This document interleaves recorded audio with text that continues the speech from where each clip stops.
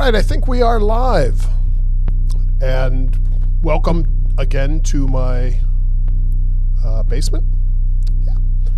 Today I thought we would do something maybe a little bit different, and instead of doing a patch lab or an ambient lab where I sit and just make weird sounds, I thought today I would talk about something that I'm been working on actively for the last couple weeks, and I'm really sort of deep in it right now, and I'm kind of excited about it. And I feel like I can discuss it a little bit and share a little bit of my excitement, and maybe get some other people a little bit excited, or at least understand why I'm excited about this, without obviously giving any away the secret sauce or anything. But let's talk about this really interesting concept.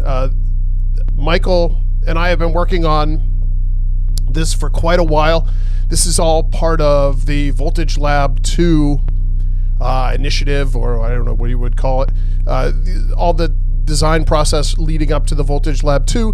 And as that's going along, which is now complete, but I've been really diving in and hardcore tweaking one of the oscillators. Now, the Voltage Lab 2, when it does come out later this year, much later this year, it has two new oscillators in it. Each one is very distinctive, very different. And today we're going to talk about one of them. And I've put it in its own little standalone Eurorack module. It's a zoo module. It looks like a flamingo. You'll see it in a minute. And I put a flamingo because flamingos are fun, and I wanted to do a pink module. I don't know if this module is going to be available for sale at any point. It may not. If a bunch of people want it, we'll probably do it, because I like providing things that people like. But it's really, at this point, it's just it's a theory in action, and I think it's really fascinating how it works and what you can get out of it. Now, so today I spent a ton of time trying to set up my cameras and get an oscilloscope actually working, so you can see a decent oscilloscope and understand what I'm doing. All that failed miserably because the oscilloscope I was trying to use had the most reflective screen of anything I've ever seen my entire life. So we are going to use the O-Tool, which is a great little Eurorack sized oscilloscope. It's not quite as bright as I would want it to be. I've got, all my lights here and everything on. I tried to dim everything down so you can see it, so I apologize if it's not the brightest oscilloscope in the world. It's not the largest display in the world, but we're going to work with it. And I'm going to try to keep this live stream relatively short, and I know I can go on and on and on these sometimes for an extremely long period of time, but because I'm not going to be making any patching or anything, it should hopefully be, I should get a polarized camera lens. I don't have one with me, and what are you going to do? Thank you for the tip though, Yotis. So anyway, let's dive in and take a look at this thing, and I'll pop my head up here in the corner. So what this is, it's pink. It's obviously the flamingo, but the important bit is it's the harmonic interpolation flamingo. Harmonic interpolation is what we're calling this sort of wave shaping that Michael and I have come up with. To be fair, mostly Michael. But I get to present it to the world and talk about it and tell you why I think it's interesting. Now, harmonic interpolation is sort of a name that we came up that both overcomplicates what it does to make it sound cool, and accurately describes what it's doing. Another way to describe part of the process that we're going to see today would be center clipping. And what center clipping is the idea that you take a waveform, and most waveforms are shaped from the edge of the waves and brought in. So you would clip from the top and the bottom, or you would shape from the top and the bottom. That's how you shape a waveform. This completely changes that. What it does is we say, okay, let's work things from middle out, which is kind of neat.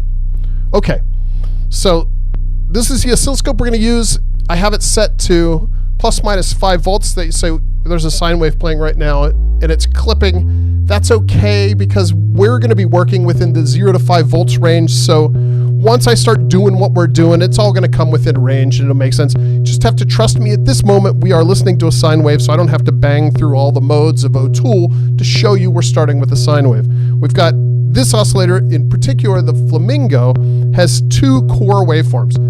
We have the sine wave, and we have a saw wave. Now, obviously, something is happening to this waveform after it leaves the O-Tool.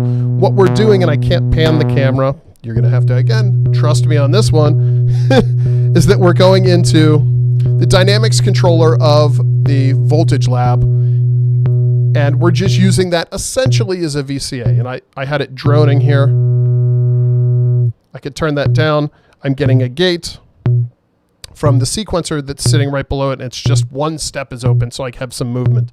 But a lot of it, we're going to be sort of droning along, much like my voice, droning along. So anyway, let's get going. Let's talk about this and why this is interesting. Harmonic interpolation, what is that? Center clipping, what is that? This is what it is. So if we start with our sine wave here, and let's start with our sine. Now you can see it's actually a sine wave. And we're just going to drone this on here. So I'm going to pull out my gate and let this drone for a minute. Now, most waveforms, when you would shape it, you're going to shape it from the tops and from the bottoms. Squeeze it or move it, mount it, warp it, add harmonics. You know, if you have a sine wave, you want to add harmonics to it. If you have a saw wave, you're going to want to remove some of those harmonics. What we can do, we have two controls here. We have crest and trough. Crest is going to shape the top of the waveform. Trough is going to shape the bottom. It's pretty easy. Here we go.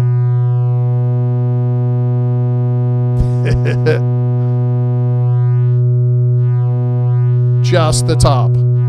That's cool. Just the bottom.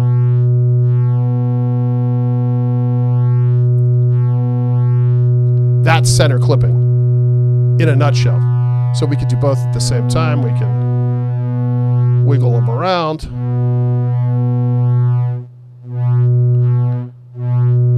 Kind of interesting. So if we now take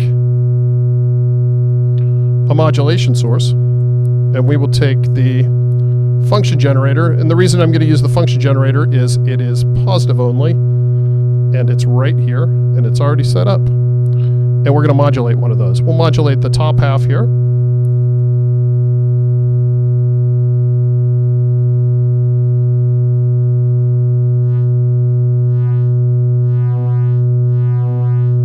So it kind of does what you expect it to do. It's going to modulate the top of the waveform. We can go a bit faster. I told you this was going to be sciencey, and it is.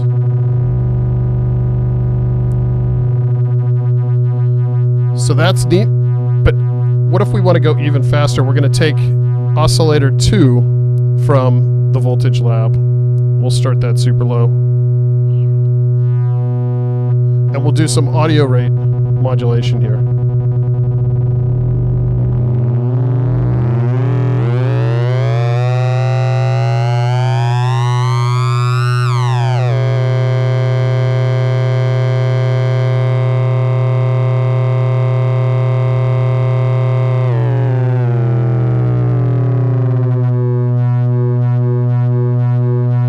So you get them in phase, or close to, slightly out of phase, I guess, and you get this really interesting timbre starting to develop.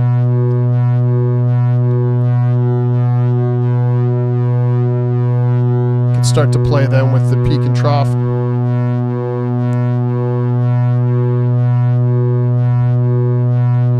And now what we can do is we can enable CV for the bottom half as well, so we can modulate the whole thing. And we're going to get this. Again, this to me is like the coolest thing I've ever seen. And it just sounds so good. So we can just grab the bits here. And this is an attenuverter, so we can do it in reverse.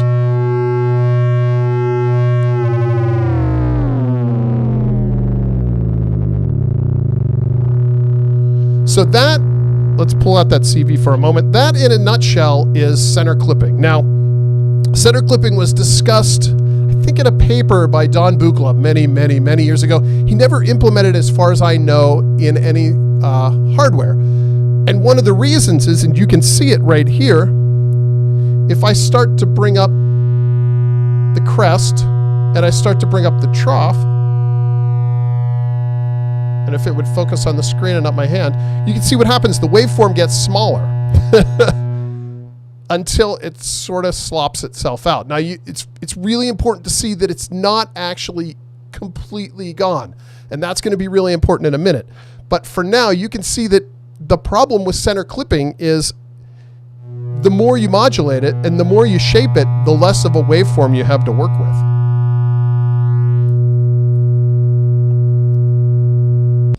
Now, the next step of this process, we're going to jump to the second output here, which is going to look exactly the same. But what this is going to do is this is going to allow us to remove the harmonic, or the main tone of the waveform.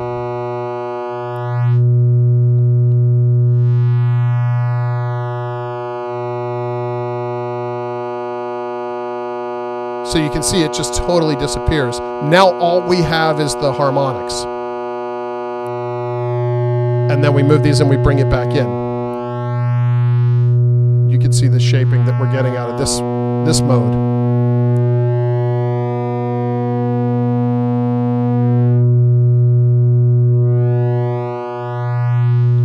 And again, I'll bring my modulation back.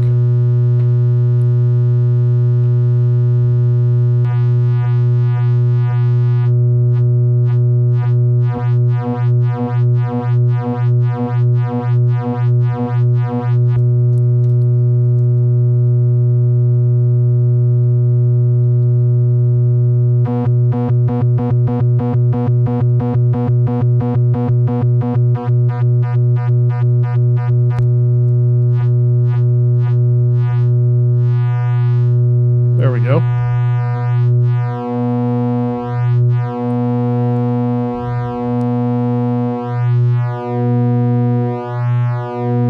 You see the really interesting type of modulation you can get from this.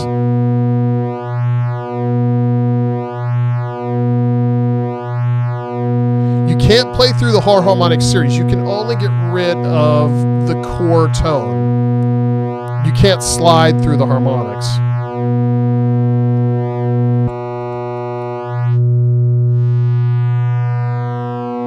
This would be the crest, the trough. You can move them together.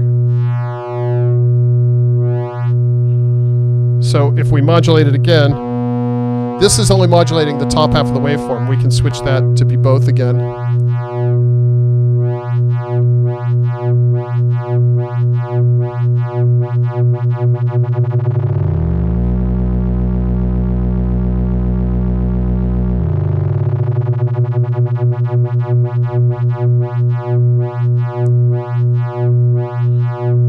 Again, sorry that it's clipping,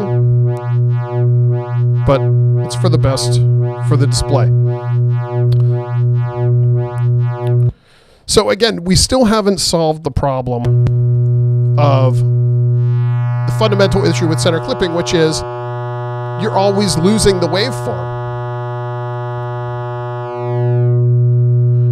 Even though in this mode you're sort of folding it over and you do get it back, it disappears.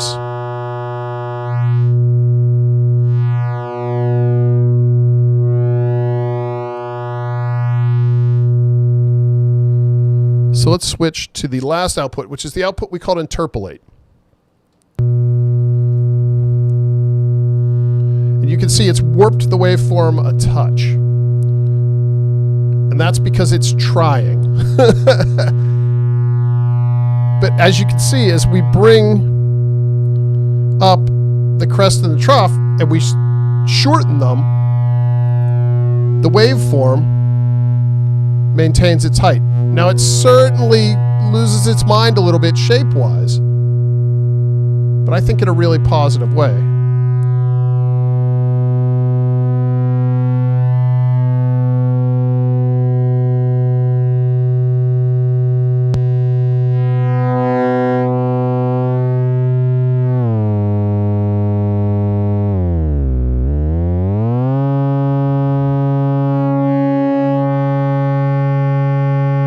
Bring some modulation into that.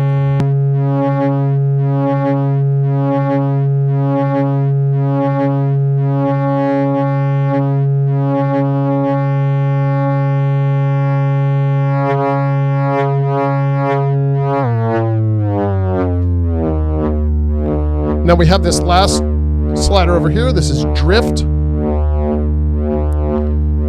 If I take the modulation out here and go back to the second output, you'll be able to see sort of drift in action. Drift is essentially offset, and what we're doing is we're trying to hit the circuit a little bit harder. If I could do this without my camera refocusing on my hand. We're trying to hit the circuit a little bit harder so it shapes it differently.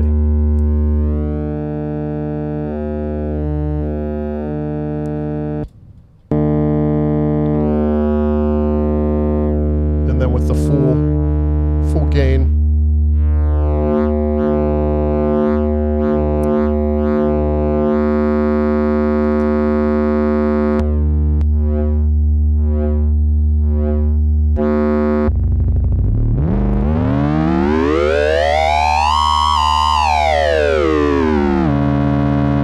So that, in a nutshell, is harmonic interpolation. Now, why this is relatively interesting, and listening to it drone on is sort of, you know, with any waveforms, you don't get the full power of the waveform listening to it drone, because that's not how you listen to it when you're creating music. The waveform, you know, is meant to be, and you certainly can, but the waveform is really meant to be part of a system, you know, something that goes through a VCA and it's turned on and off, and part of the on and off is what gives it the sound.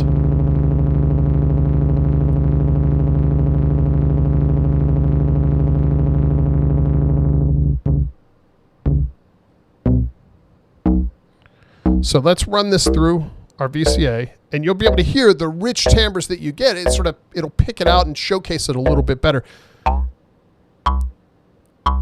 And the sort of natural sounds that this thing can create. And if you've heard me talk about our philosophy on sound creation in the past, you understand that we're really going for a natural, organic, real world sounds with analog. We want analog to be more analog.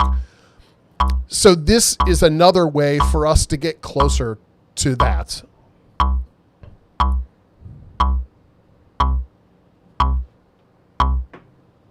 We can add a second modulation source here. Let me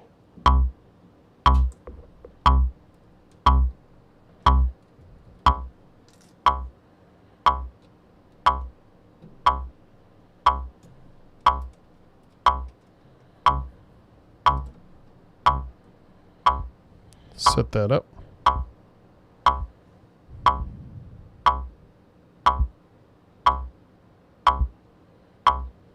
Assuming I did it correctly.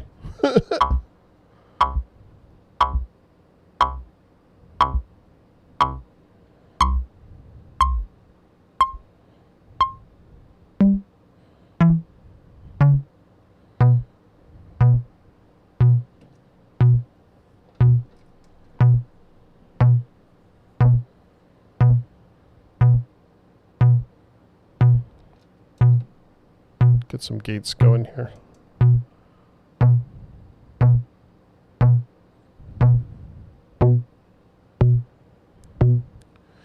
So right now you can hear just how percussive you can make this sound.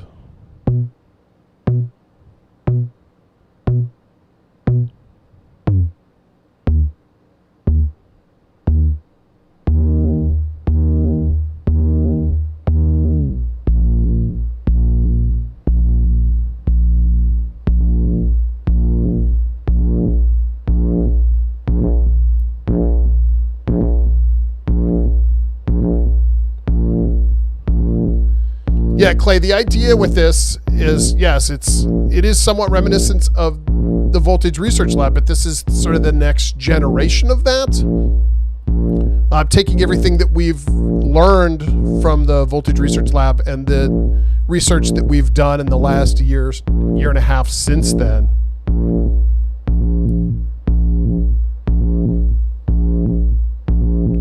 And certainly in the context of the Voltage Lab 2,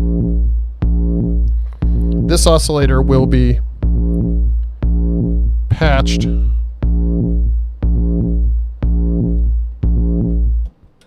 into, or through, I should say, a wave folder.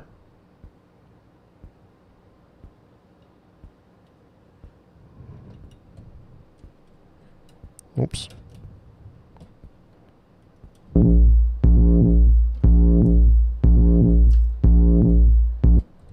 There we go.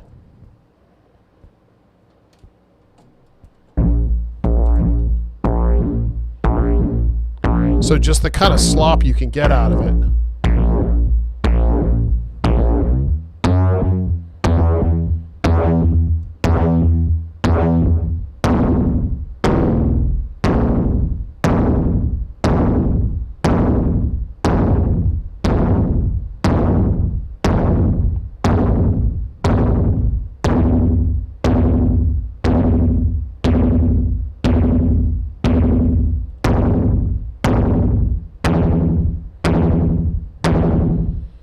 Very, very interesting stuff. So that, without dragging this on too far, that's a little sneak peek into the world of harmonic interpolation. Again, this is one of the 2 new oscillators that's going to be in the Voltage Lab 2. It's also in the Flamingo prototype module, which, again, may be a module in the future if there's enough interest in it. We'll probably do 100 of them or 200 of them. Such a really interesting idea that I think as the core of an oscillator, because you have to remember that this is meant to then be patched into a wave folder or a filter. So if I would take this and go into, say, a low-pass filter here,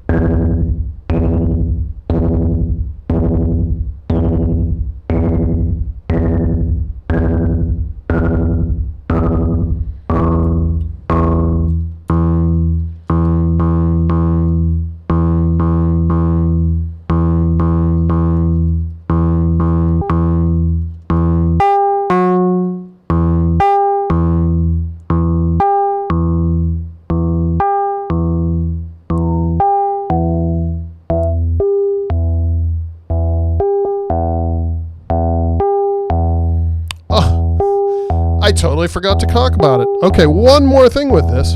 I touched on it briefly at the beginning, but I then totally forgot. So we'll dive into it right now here at the end. The whole demo I did with the sine wave. So this has all been listening to a sine wave through the... But you can run any wave through it. So this oscillator in particular has a sine and a saw wave. So we've been listening to the sine, but we can run the saw through it. So here is our saw wave, and if we just do it in the most basic form, again, we're going to let this drone so we can see it on the scope here. We can move the top and the bottom independently of each other. And again, we can grab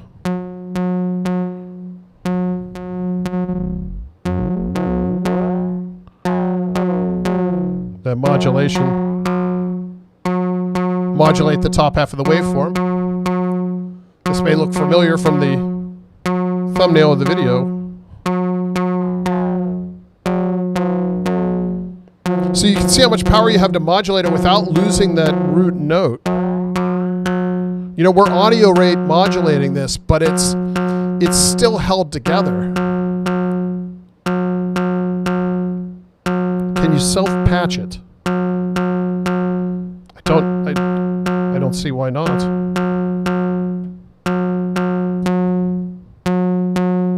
Although it may all be in.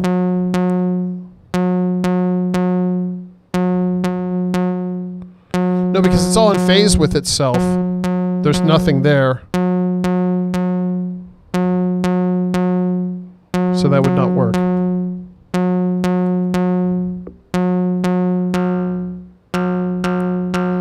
So there's our basic.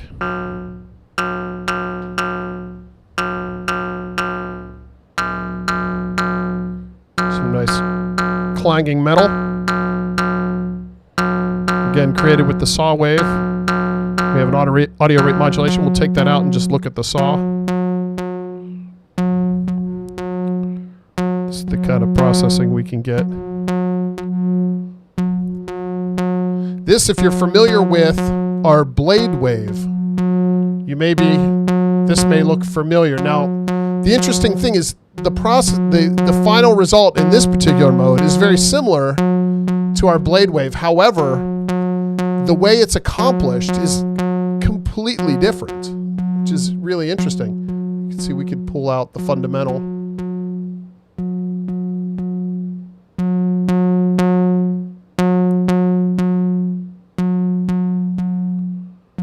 It's totally gone. And then we get our fundamental back. We can modulate it.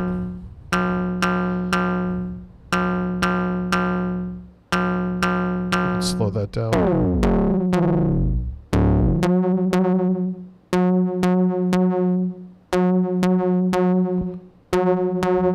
Modulate the whole wave. This is just modulating the crest. We can modulate the entire saw wave.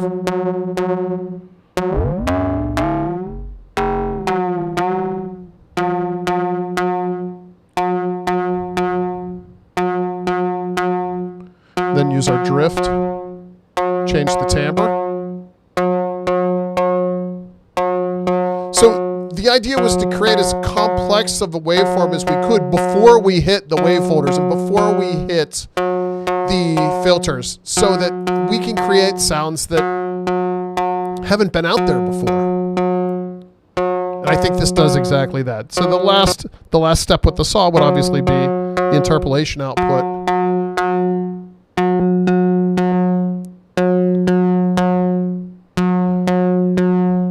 Where the gain is consistent. And you can see it shows very clearly right here that the phase on the interpolation output is flipped from the main out in this mode. That's we'll call that a quirk of the prototype. No, that's actually been fixed in the next version.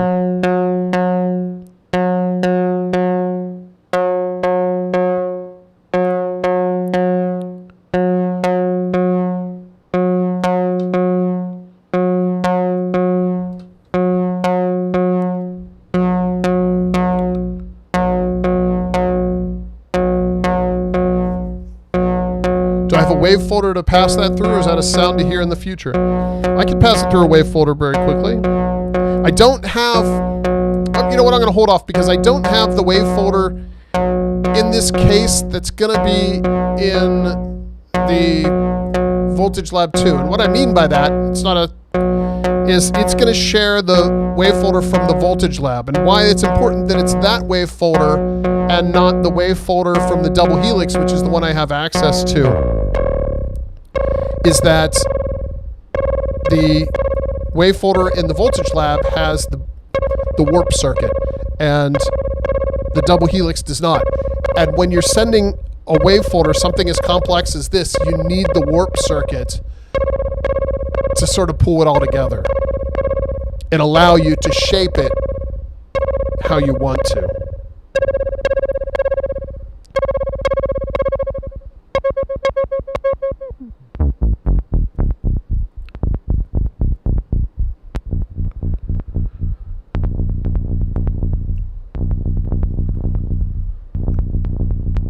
That sounds kind of interesting. Yeah, so